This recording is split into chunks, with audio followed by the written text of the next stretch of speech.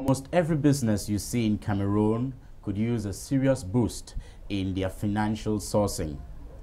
The need for financing is especially dire for small and medium-sized enterprises in Cameroon and startups. These businesses are the backbone of Cameroon's economy, contributing to over 35% of our gross domestic product and employing more than 75% of our labor force. Yet, every day, a local business in Cameroon is closing its doors for lack of financing. Unfortunately, we are not in the West or in the United States, nor are we large multinationals where our government can come to bail us out. Even when financing is available from outside investors, our companies most often don't fall within the threshold or the barème for which foreign investors want to put in money. Let me paint the picture for you.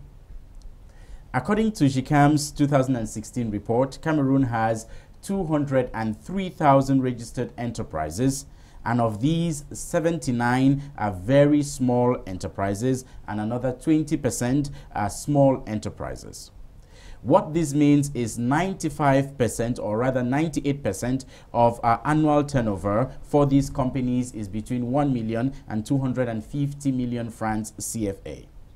This is well below the 3 billion threshold for foreign investors.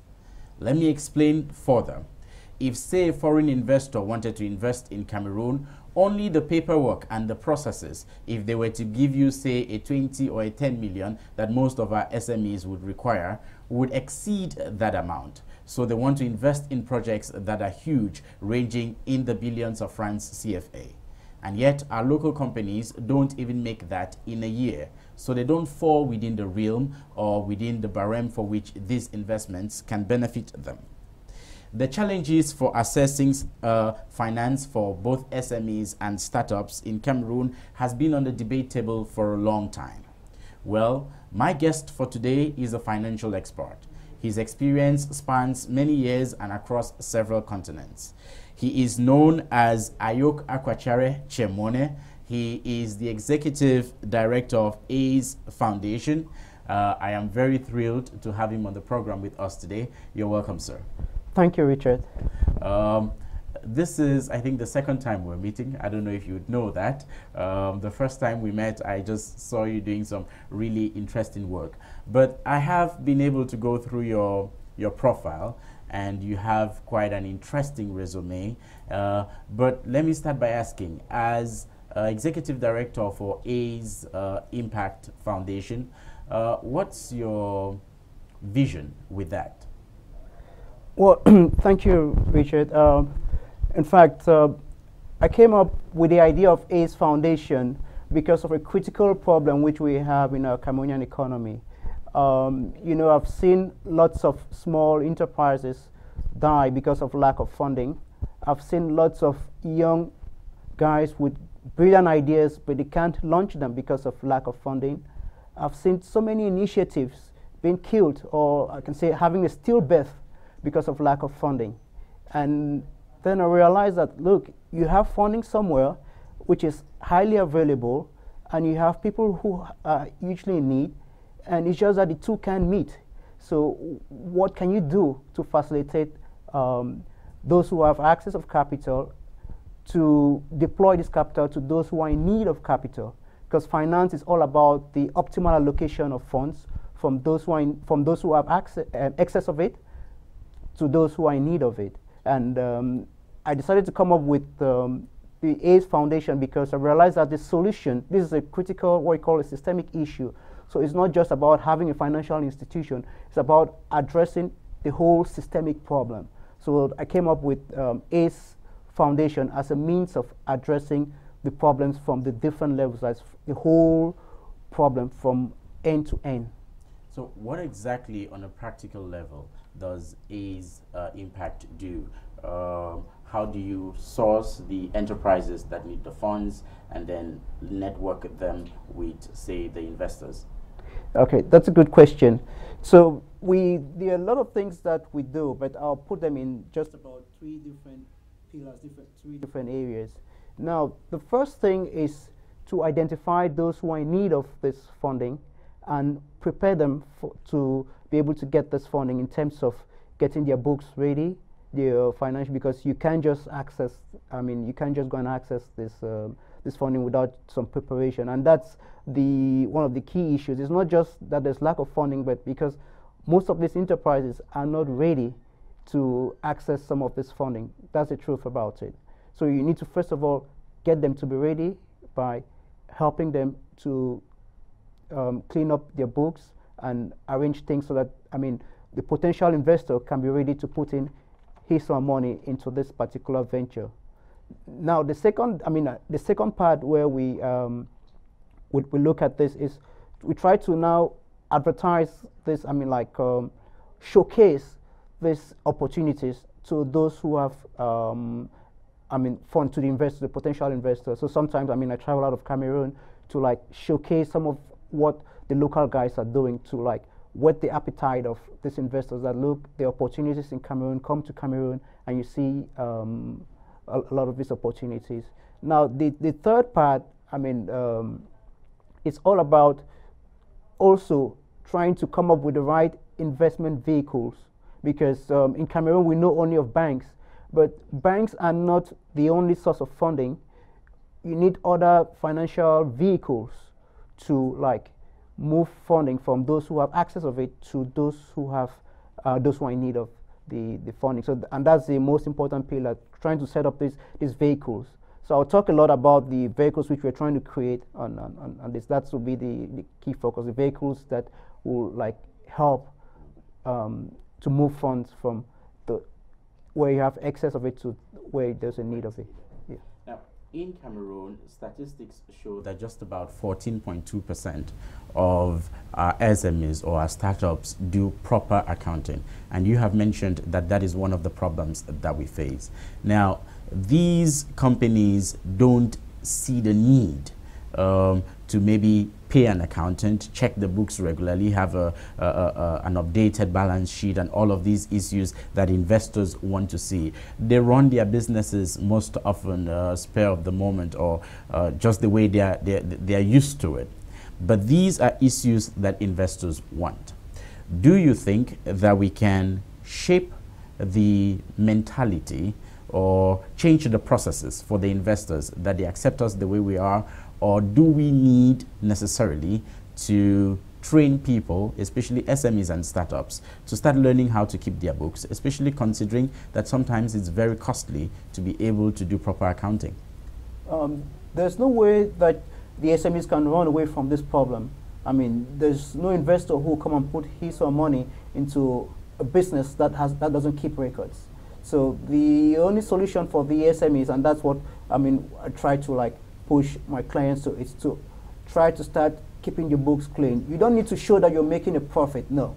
You just need to show that there's someone responsible for looking after the books and providing the controls in place to give the confidence. So all this is about building the confidence of the investors and reducing the risk profile of the company.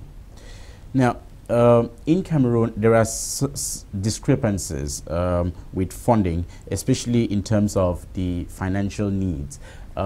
Most companies don't just need fiscal cash. They also need technical assistance. They need financing that is cheap. They need financing also that is long-term. But then if you look at the product life, or the company life cycle rather, for most of these companies, most of them don't survive the first decade. So how do they begin to get long-term invest or funding or financial sources when they cannot even survive the short term? Well, that's a good question. I think the investment vehicles, like right now we're trying to set up a venture capital fund that can put in patient capital into some of these enterprises, the small and medium-sized enterprises, because that's what they need. What they need is patient capital, money that can, over a long period of time, money that you don't need to start reimbursing from the next month, money that can wait and see your business grow and become something before you start reimbursing. So that's what I was talking about, having the right vehicles, the right investment vehicles. Because if you don't have the right investment vehicles, there's a high temptation that you go and take money from somewhere which doesn't meet your needs. So the first thing is to look at what's the needs of these entrepreneurs or enterprises, small enterprises, and then identify the vehicles that tend to meet this particular set of needs, and then now you can match these needs to the investment vehicles. But unfortunately, we've come to know of only banks, but banks are not wicked. They're merely performing their fiduciary duty by ensuring that they don't just give money to companies that won't stay for over a long period of time, and then the loans go bust. So they have to ensure that the companies which they put in their money, that they lend money to, because remember, it's not the bank's money, it's depositors' money. So they have a responsibility to ensure that before the person or the company that they gave this money to is capable of paying back this money. So it's not just out of pity that they should give to SMEs, because you always hear the complaint that, oh, banks don't lend money to SMEs. No. Meanwhile, there are people who can lend money, who are willing to take that risk take it away from the banks. Yeah, from the banks. And these are the kind of vehicles which we're trying to set up. You have things like impact funds.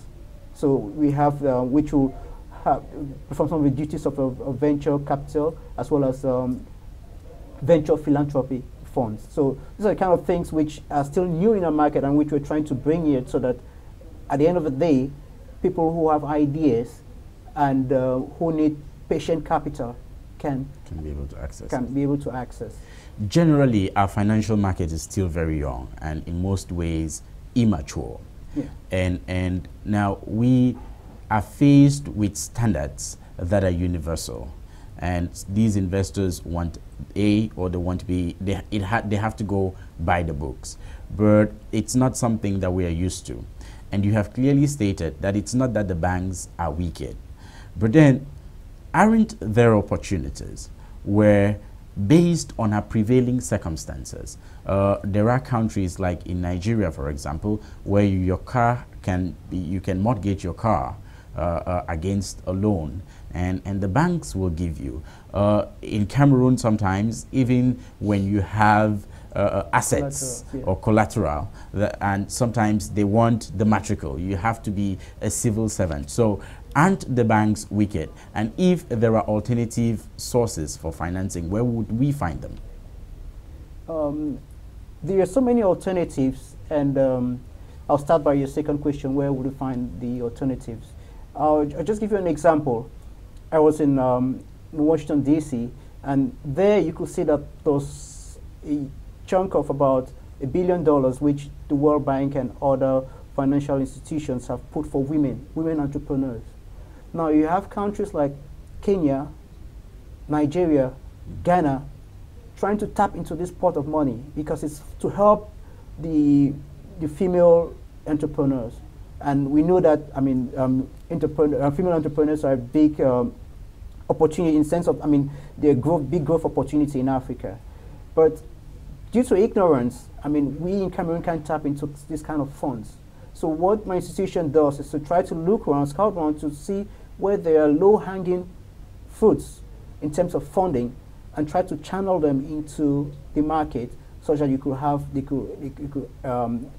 those in Cameroon can tap into this.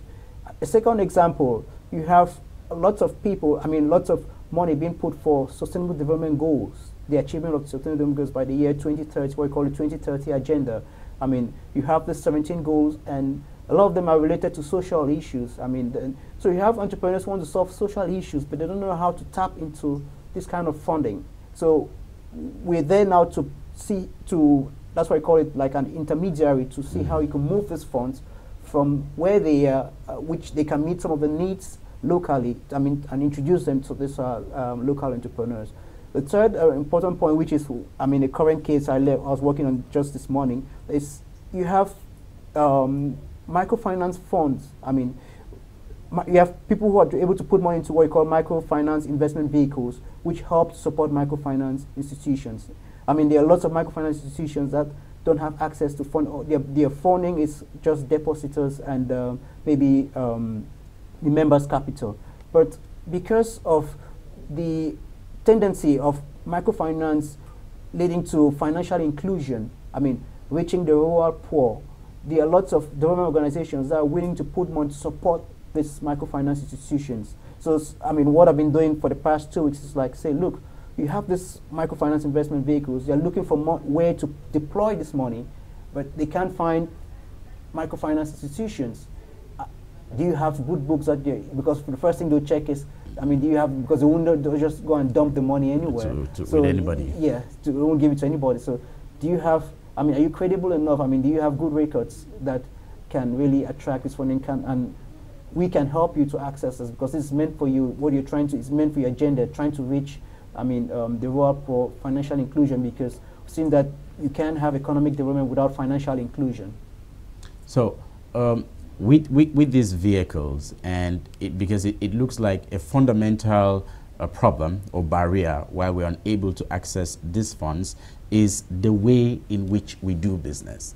So we for instance, records is a problem. Most of the businesses don't keep records, and the few who do, some don't do it right to meet up with these standards. So do we have to go back to the drawing board and teach Cameroonians and startups and SMEs and say, this is the way you need to do business? And is there funding available for such training? Yes, I mean, most of the institutions have what we call technical assistance, TA, and we're trying to tap into that such that we could help provide training to these SMEs. That's why my institution, we're not just concerned about the funding. There are lots of, we're looking at the ecosystem in general. So you need to have that capacity building. You need to have the right systems. So, I mean, you're not just putting money, giving a capital, but you need to have the right systems, IT systems where there could be controls. You need to also help to consolidate some of these small enterprises, because a lot of them are too fragmented and such that it doesn't make sense for you to just, I mean, to access funding with your tiny unit. But if you can, if about 10 of you can come together, 10 of you doing the same thing can come together, then it creates an environment which is more conducive for someone to provide you funding. So you're looking at the holistic picture. So that actually leads me to another question. Will money solve the problem? Because in Cameroon, the business infrastructure is still too lacking in several ways. Already we just have insecurity that has added to it now. Prior to that, we don't have road infrastructure. The internet infrastructure is not the best technologically, generally. So these are all factors that help or that enable adequate use of funding when we get them. So if we don't have this, even if we get the money, would it solve this problem?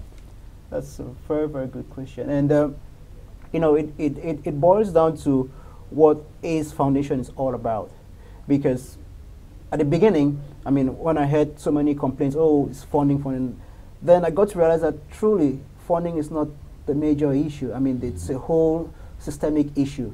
And rather than you coming out, setting up a financial institution to deal with funding, it's better you set up an institution, a foundation that deals with the different problems linked to that major problem, what you call the root cause, because just the funding alone won't solve this issue. I bet you there's a lot of other issues dealing with credibility, dealing with capacity, dealing with infrastructure.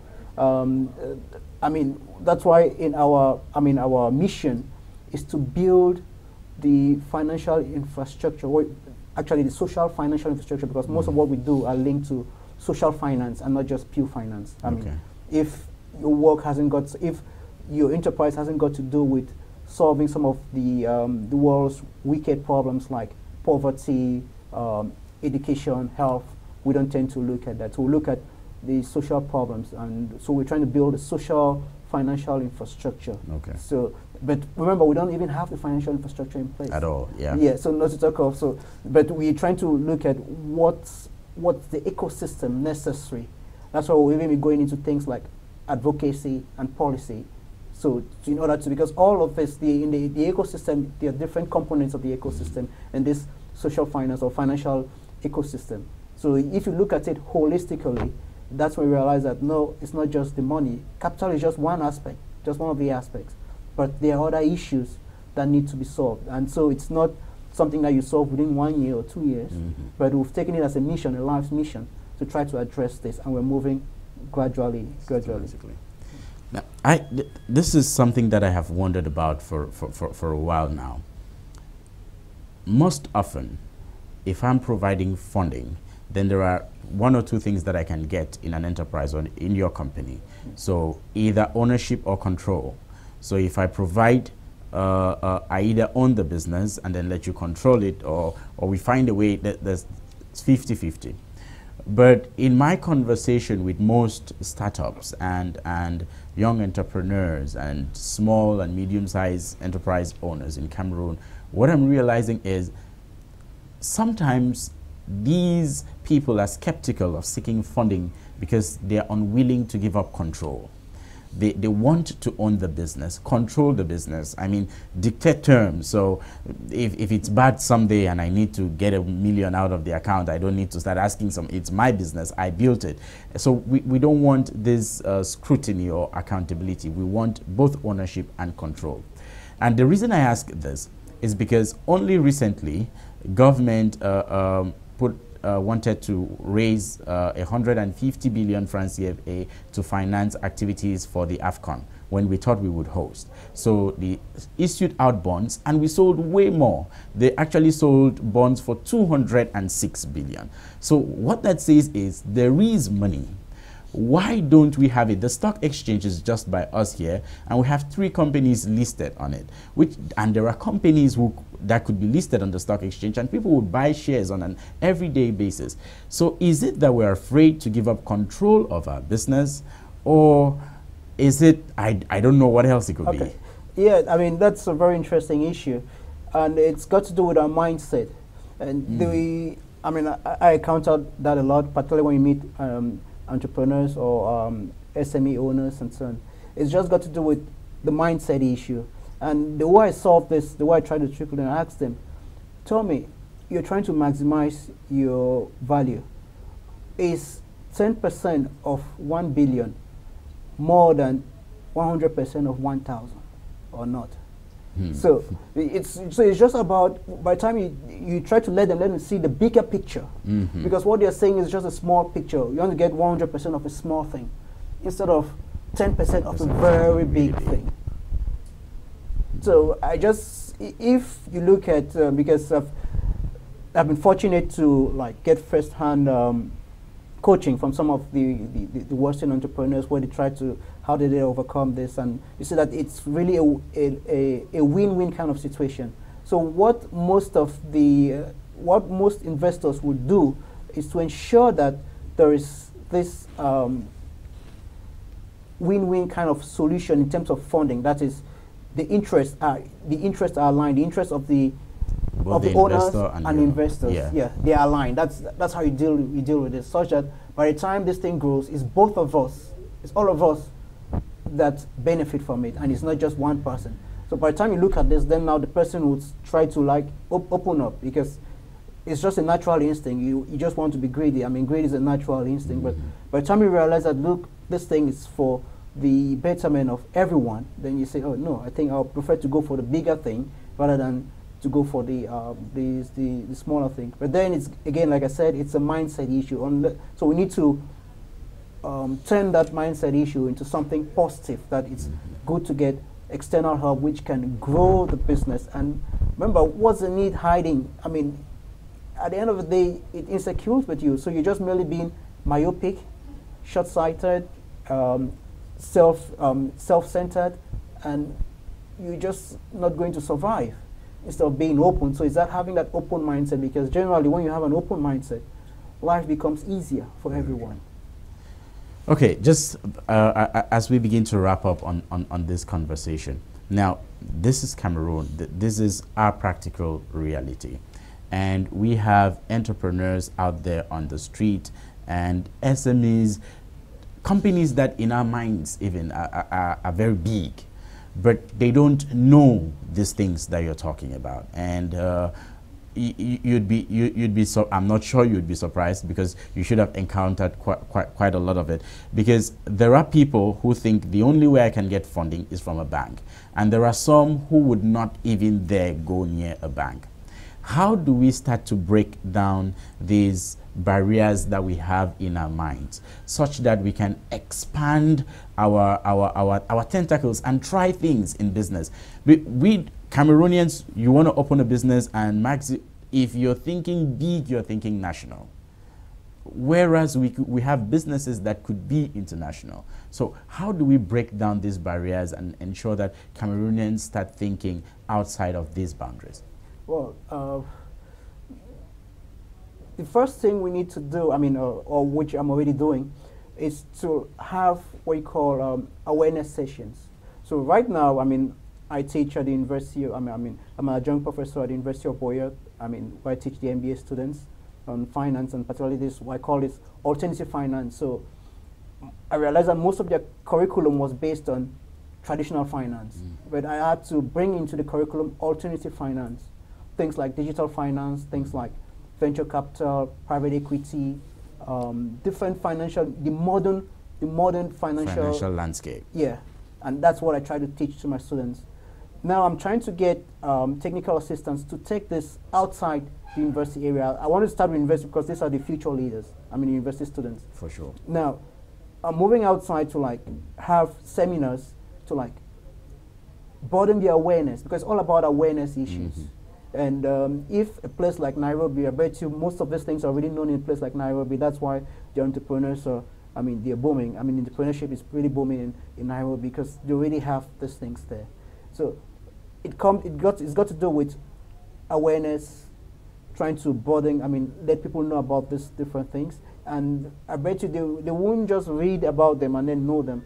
They really want to see it applicable, how it works in the country, everyday life, in everyday practical realities. The practical realities. Yeah. And so this awareness or knowledge, knowledge share kind of platform that we also have, will do that a lot, and we trying to get some technical assistance with one of the domain financial institutions so that we can we can share this kind of knowledge to the broader public, because financial literacy is a very big thing, and lots of enterprises, I can say they're financially illiterate. So we need to break this financial illiteracy to let them know the different avenues of finance, and they too should be interested in trying to seek consultancy in terms of trying to get advice, financial advice on what are the different avenues, what avenues do I have, what can I explore, because there are just lots of them out there.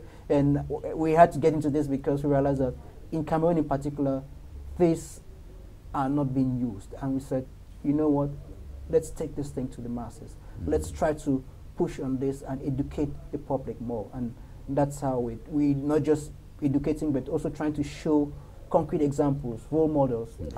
So by the time we'll close some of our transactions, these transactions will now be showcased to the market, and from there now people will improve on people's awareness. All right. Let me end with this paradox of value here, because let's say I'm running a business, and now I hear this and I think, okay, maybe I should contact him and get some financial advice, but that's going to cost me money, and I don't already have money.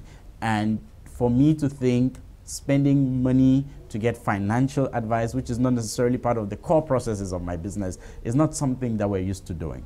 So is there a way that you guys break this down for us and make it worth our while as entrepreneurs and daring business people, say, okay, if we go here, we might still be able to break even or catch the shadows? Yes. Not immediately, but remember, that is a core part of our value proposition, because how do you